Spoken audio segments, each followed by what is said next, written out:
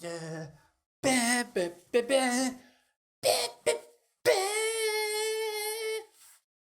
that doesn't say anything, then I don't know what will.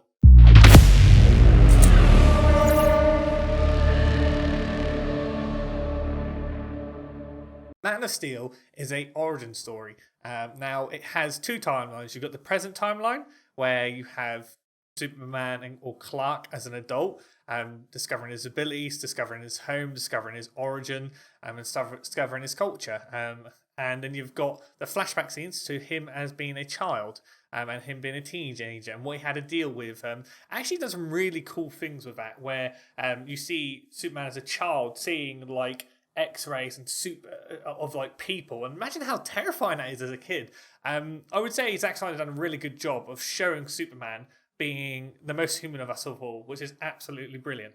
When it comes to this movie, what I think a lot of people misjudge us on is that they expect it to be Superman, but it's not Superman, it's Man of Steel. And I feel like that title's been particularly chosen for a reason, because the Clark Kent that we're now watching, or Kal-El, is not the Superman that we know and love. It's actually him growing into Superman. You see him discovering his powers, which I found quite funny. Him learning how to fly and crash into that mountain, that gave me a little giggle. And obviously him learning how to use his, even when he was in the final fight, him losing his laser eye beams of death and distraction. It hurts him. You can see he shakes his head when he uses it. He's still developing and learning his powers. And that's why I feel like people misjudge this movie. Let's just get this straight off bat. Zac Snyder, you can tell he's got influence on this movie. You can see his style on it, his filter on it, for those who know. And overall, you can sense he knows how to do epic destruction. Now, I would say a negative for me is there's a lot of CGI, and it is a fair criticism. Even the bodysuit of Zod is CGI, and it can become a bit overwhelming with the amount of CGI that's in there.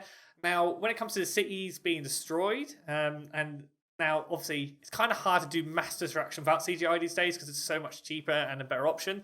And I feel like they pulled it off a bit. There were a couple of shots where I was like, it's obvious CGI, but overall it's okay. I'm not going to hate them too much for using CGI because it makes sense. But apart from the bodies, Zach, come on, let people just wear costumes. Henry Cavill, in my opinion, is a great version of Superman. Now, I said this when it first came out. Back then, it was kind of a controversial opinion, but now the internet loves Henry Cavill. So I can say that with safety. I can say it and people won't go, Jordan, what are you on about? Henry Cavill, sexy Superman. No, he's a brilliant Superman. His tone of voice, it's just, I think it's just mainly his voice and his, obviously it's acting, but his voice. If you look at The Witcher, for example, he has the voice of The Witcher. I'm not doing a very good job of it. And then he's got the Superman voice. It's soft, but has that authority to it. Like, it's almost godlike, and that's what Superman is, godlike. It's very, very interesting. I did like the snippet of scenes that were put in within the movie that show Superman to be very human. You know, him having a Budweiser, being super American, watching American football. He's as a human an American could be. So the movie does a good job of making him look godlike and making him the most human of the whole story. I would say there was a couple really good performances here. Amy Adams as Lois Lane, I really enjoyed it. It was really enjoyable. Russell Crowe as Kal-El, I actually really enjoyed Russell Crowe. He gave Jor-El a less, I don't know, in the previous movies I always found Jor-El to be a little bit, not cringy, but just not very, a bit whimsical. Whimsical, I would say is the word. But in this, he feels quite rough, gritty, and has that dark edge to him, which I imagine would be. You think of the guy who's basically given up on his own race, has to go to a very dark place to sacrifice the whole race for a son. I know most people would do that, or not say if you would or wouldn't, but it's a very dark thing to do. It's a dark subject matter. You've committed genocide, and you've given up on all ideas to save your son, which is a dark thing to do. And I think Russell Crowe done a really good job as Jor-El. When I'm talking to other people about Man of Steel, one of the main problems that people have is the mass destruction that Superman causes. And they say, obviously, Superman would never cause that much destruction. So something I just want to point out for those of you who have watched it or will be watching it. Yes, Superman does cause a lot of destruction. Yes, he, spoiler, he kills Zod. But the thing is, again, this is a young Man of Steel, not Superman. Okay? And that's why. And Zac Snyder done a really good job on delivering that. Now, obviously, we've got the next movies to watch, and we get to see Superman grow. I can't actually remember any of the DCEU movies, so we'll have to see. But I would say that this movie is a solid movie. My last nitpick with the movie is that it kind of dragged on a bit. It is a very long movie.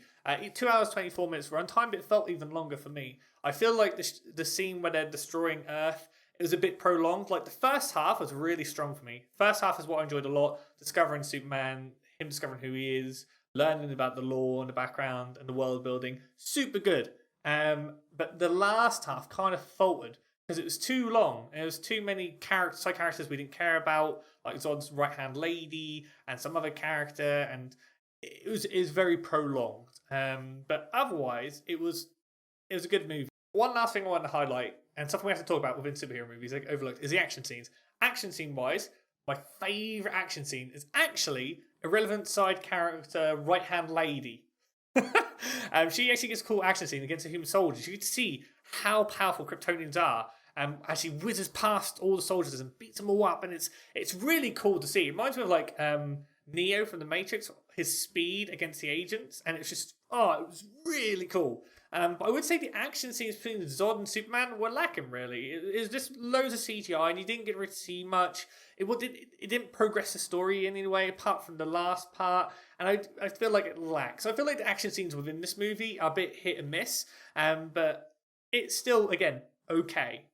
Okay, so now it's time to give our score for the movie and obviously recommend for our free movie groups. Okay, number 1 is the buffs, the movie buffs. Movie buffs, should you see Man of Steel?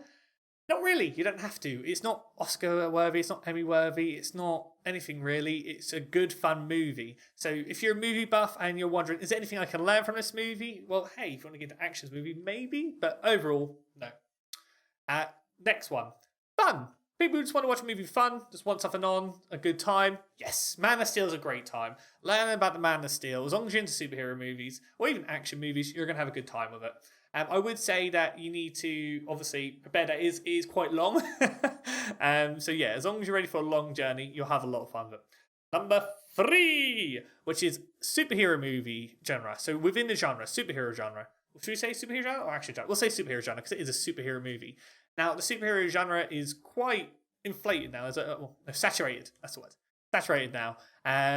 So if you have seen a lot of superhero movies, even still, I would say it's worth a watch. It's Superman. He's one of the best superheroes of all time. He's one of the most famous superheroes of all time. He's personally my favourite from the DC universe. So I would definitely recommend it. If you're a superhero movie lover, watch it. You need to watch it because it starts off the whole DCEU. All right? Okay, so now for our final score. It's going to be an 7.5. Now, I feel like that's quite fair. Admittedly, I've got a bit of bias. I love Superman, so please take that into account. But I do think people give it less credit than it deserves. 7.5 is a fair review on it, and I thoroughly enjoyed the movie. Yes, it was a bit long. Yes, there was too much CGI, but there was fun writing. We got to watch Superman, and he was a badass. So yeah. Hopefully you enjoyed this review, guys. If you disagree or you want to comment, please leave a comment below and we can have a nice little discussion about your favourite superheroes, and leave a like and subscribe.